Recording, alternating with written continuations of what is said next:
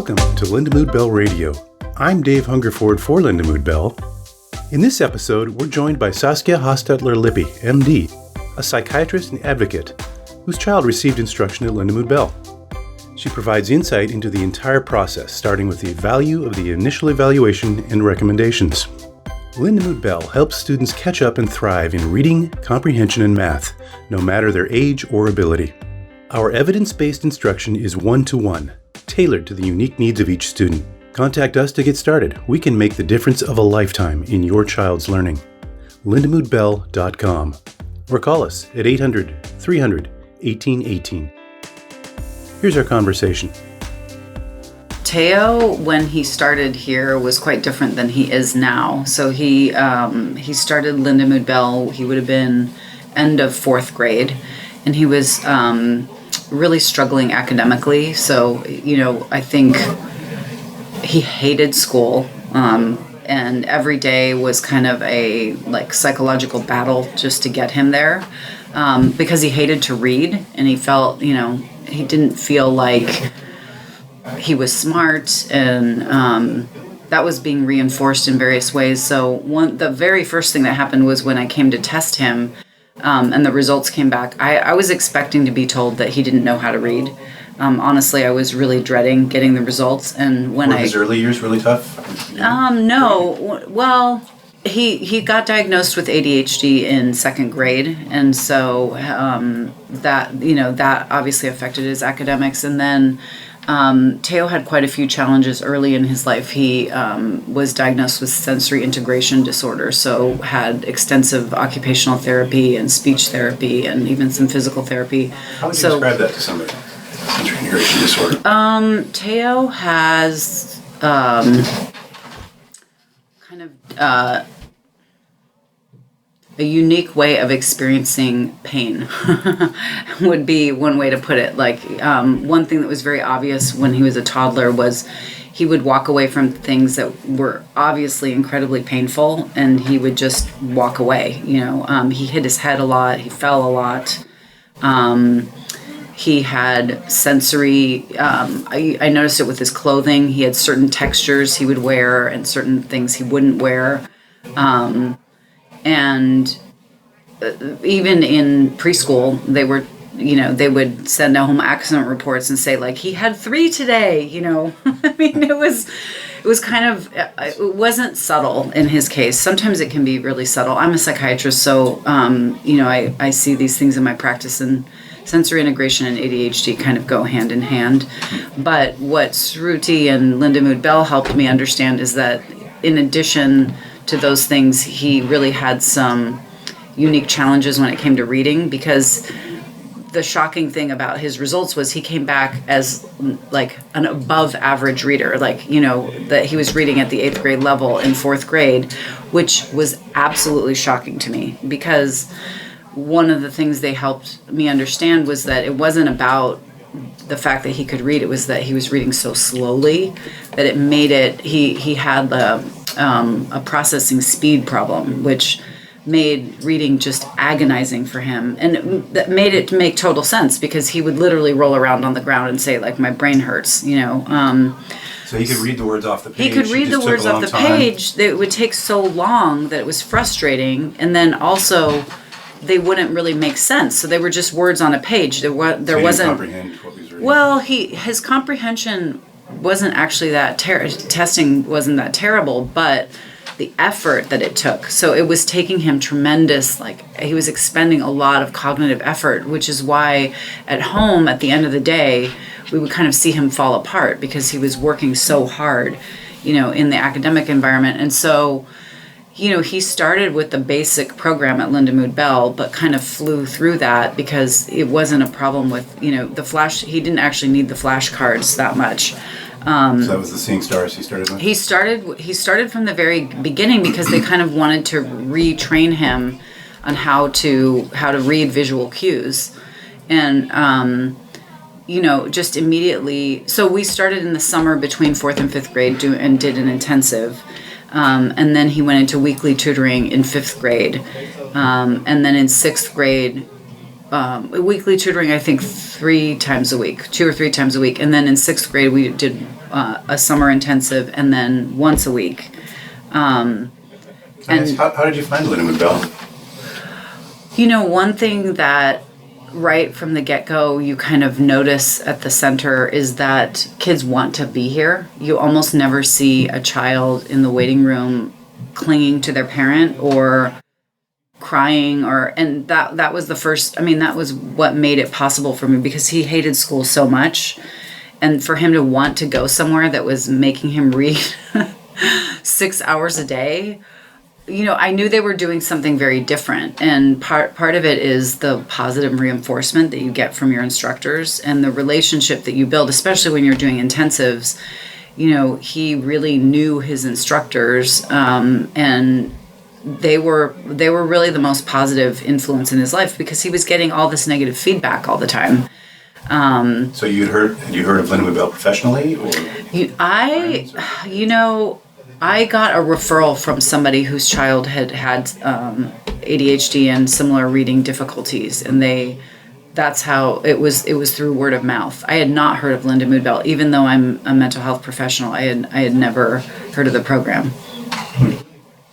And so after 6th grade, then was things were kind of shored up? Well, through the process, we also sort of identified that the academic environment he was in the public school was not really serving him well. So Cheo transitioned to a private arts academy in 6th grade. So he has a much more varied curriculum now, a lot more art education, and although their reading program is very rigorous also. So in 6th grade, I just can't even believe that, he's not the same student. But remember, that was also the pandemic year. So, everyone in Oregon was online that year, which made education really challenging for middle schoolers. So I wouldn't say that was his greatest year.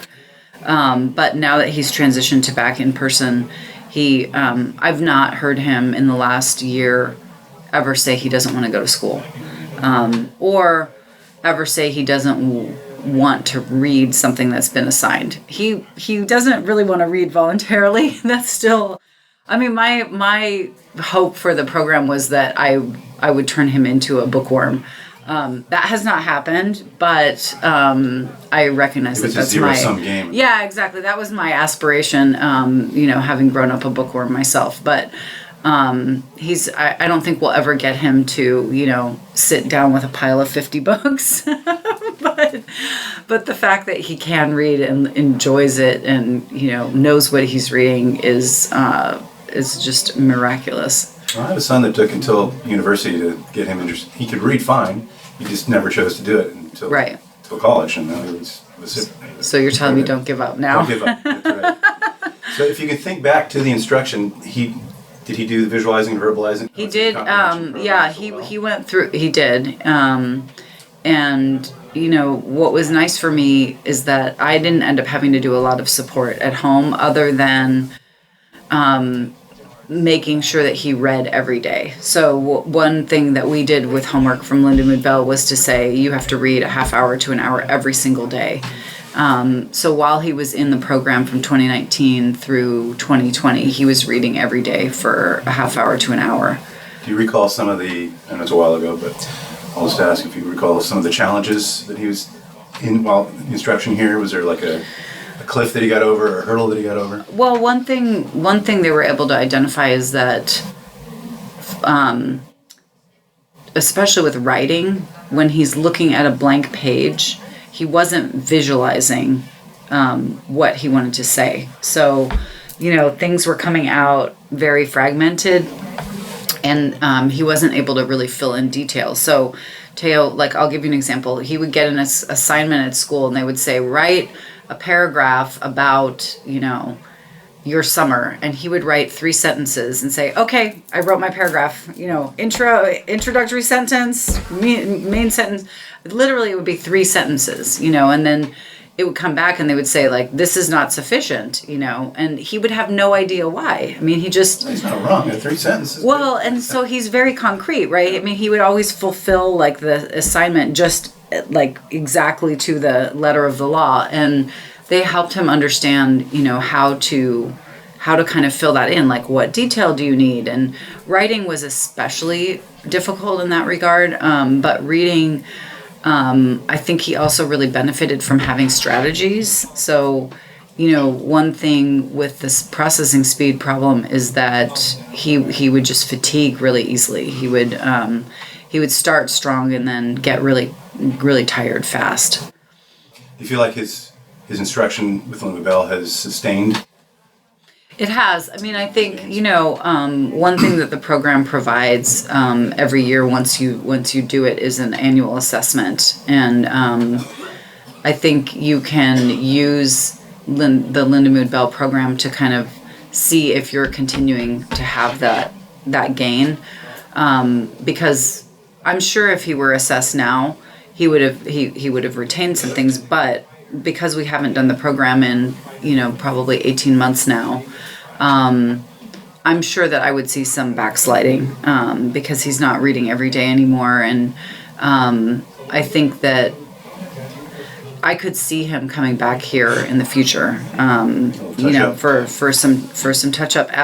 One thing that was really good about doing it when we did in between 4th and 5th grade is that the cognitive and I know this is from being a psychiatrist, that the cognitive load on kids in middle school and then middle school to high school, it goes up substantially. So the work gets harder than it does in elementary school. And especially for kids that have learning difference, like Teo has. I mean, he has 3 separate things. So he has, attention deficit. He has the sensory integration, which is getting better as he gets older, but that's still there. And then he has a learning difference. So, doing the program early, I'm not saying you can't do it later. You can definitely do it later, but doing it during that transition when he was still kind of academically protected in elementary school, I can't emphasize enough what a gift that was to him to then be able to transition to middle school with that foundation, because it made his middle school transition very easy. Whereas I think I really believe without Lindamood-Bell, he would have really struggled in middle school to keep up with the academic expectation. He also transitioned to an arts academy where the expectation is pretty high, and it's a small class learning environment, so you're not going to,